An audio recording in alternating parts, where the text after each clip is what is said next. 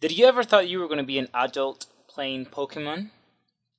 Or do you think Pokemon has just gone to the point where it's going to control the world? Or your dreams of becoming a Pokemon master have become reality? This is Pokemon Go.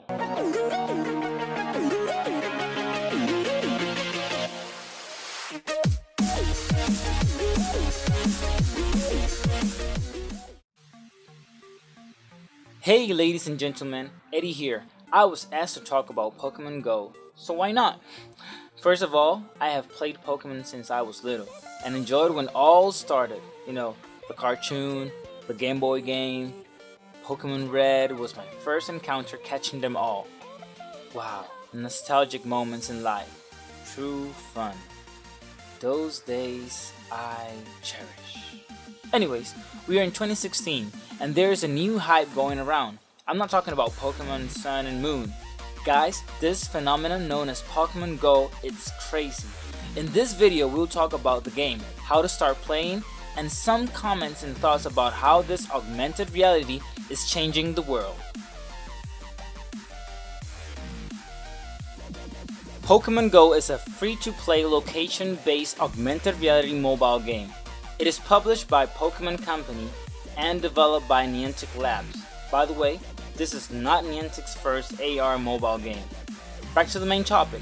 As of July 15, 2016, it has been released in Australia, New Zealand, US, Germany, UK, Italy, Spain, Portugal, the majority of Europe in July 16, and Canada on July 17.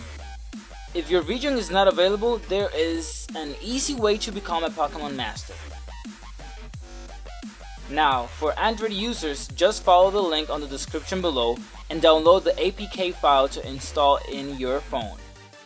From there, you'll be able to join this augmented reality mobile game and share with the rest of the world. For iOS users, you have to do a little more to be able to play. Your region is determined by your iTunes region.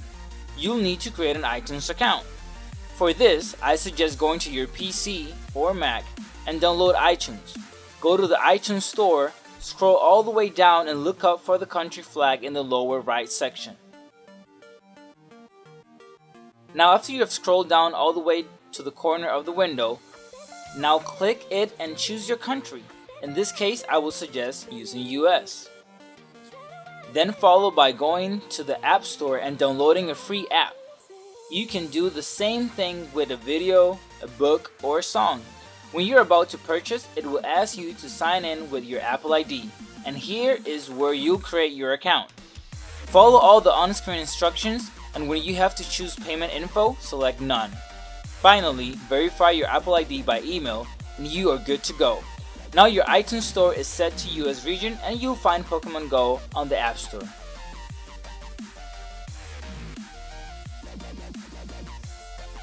Now that you finally get to install Pokemon Go, you start off by signing in with your Google account and creating your character. After that, you'll be introduced to 3 Pokemons and you can catch one to start off. Now before we continue, I want to give you 6 safety tips in Pokemon Go. 1. Be aware of your surroundings. 2. Don't utilize Pokemon Go while driving. Please don't. And also look both ways before you cross the street. 3. Be vigilant. Please pay attention to where you are going. 4. Don't wander out at night by yourself. Please don't do that. 5. Be aware of your surroundings at all times. Again, at all times. And 6. Don't lose your job because of Pokemon Go. Okay, every player starts on level 1 and you gain experience by getting to Pokestops, catching Pokemons, and so on.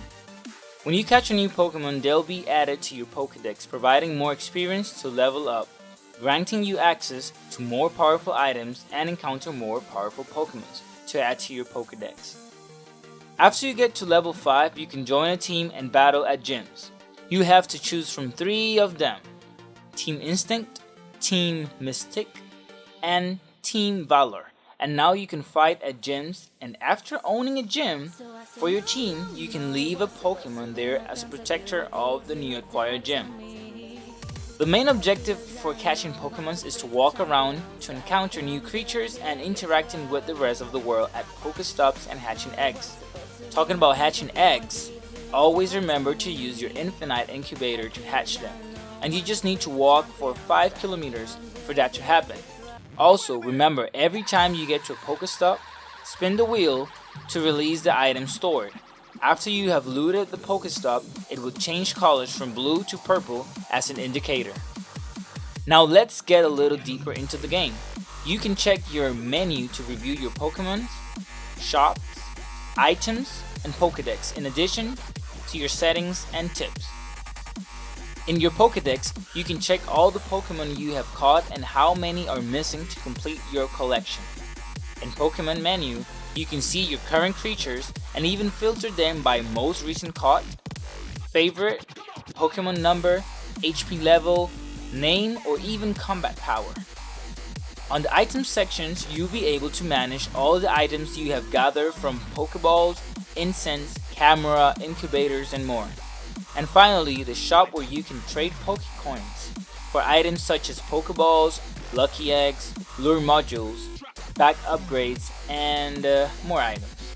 Also, have in mind that this game includes microtransactions which allow you to buy with real money Pokecoins for faster improvement. Not much of a pay to win, but more like a pay to brag. By pressing on your avatar, you can check your status showing your current level and XP, the team you are on, the amount of Pokecoins, your start date, and your character. You can also check your journal, which is the timeline of all the activities within the game. In addition, if you scroll all the way down, you see some badges available as achievements for those who are that competitive.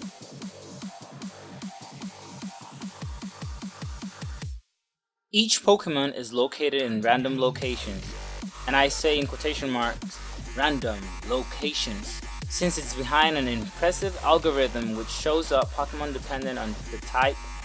For example, if you are near bodies of water, most likely you'll find a water type Pokemon. When reviewing your Pokemon, there are multiple things to check: their type, weight, height, stardust, and candy, plus their abilities, and the most important thing, their CP, which stands for combat power. The higher it is, the higher the chances of winning a battle.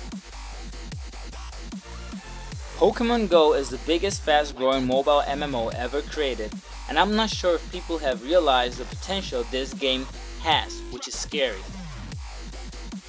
Niantic Lab has just done it right. First of all, they have created the best avatar, you, which is precise. It all depends on what you do, not only choices in game, but also what you actually do in life and where you go. Second, the best map in gaming, used in the real world to explore. Obviously, you want to talk about sandbox? Just try visiting multiple areas in your country to catch some Pokemon. 3. The best social interaction, having people get together to fight gyms and doing Poke events or meeting in different locations for an adventure. They have also gamified time to the point non-gamers are playing. They just go ahead and play the game along the way to other activities. Also, it has shown a high level of accessibility. Everyone with a smartphone can play. Also, I would like to mention, this game has high monetization concept, from the microtransaction to the way marketing and stores are attracting new customers. From stores providing deals for specific teams to luring Pokemons into specific location to get customers, and there is where it starts getting crazy. Pokemon Go seems to have a well-scaled longevity pattern. First, think about just linking certain Pokemon to specific monuments or places in the world where you have to travel just to catch those Pokemon. What about some places and stores being Pokestops, which will increase the flow of potential customers to that place? And what about the places that are no Pokestop, making people choose between the ones that really are Pokestop, more valuable in the augmented reality game, instead of going to to the places where they don't have Pokestuff? Will those stores and places survive? What if companies start adding into their marketing investment buying Pokecoins to lure more and more customers to a specific store?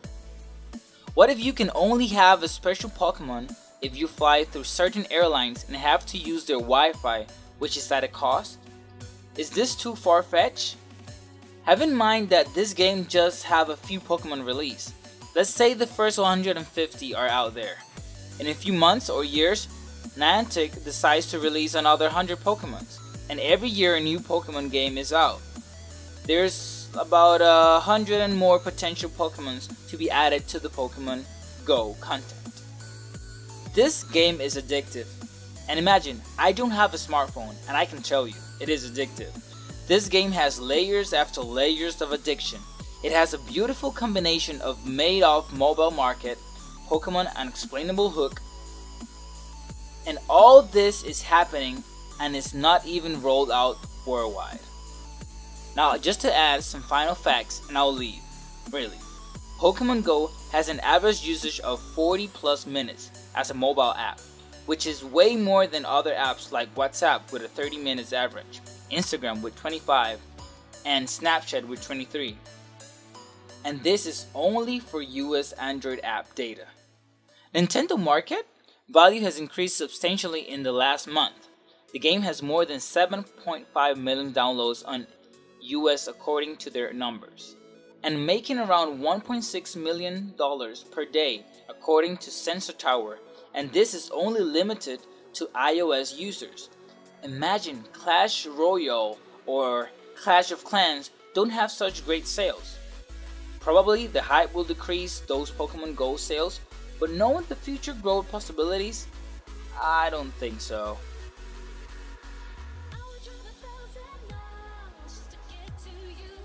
And here's where the real discussion starts. I want to know what you think about Pokemon Go. What are your thoughts about this kind of far-fetched marketing, money-draining ideas, and how it will impact the rest of the world? Now, don't get me wrong, I believe this game is fun, and it's awesome. I just think they have fulfilled the greatest dreams of developers, having non-gamers actually play their game. And gamers getting back into that moment where they can enjoy their games in a mobile way through their cell phones. Just let me know what you think about Pokemon Go and the future of humanity on the comments below. Have yourself a great day. Thanks for watching and see you on the next one. Hey, I hope you liked the video. Remember to like and subscribe. You can also follow me on Twitter, Twitch, and Facebook. See ya!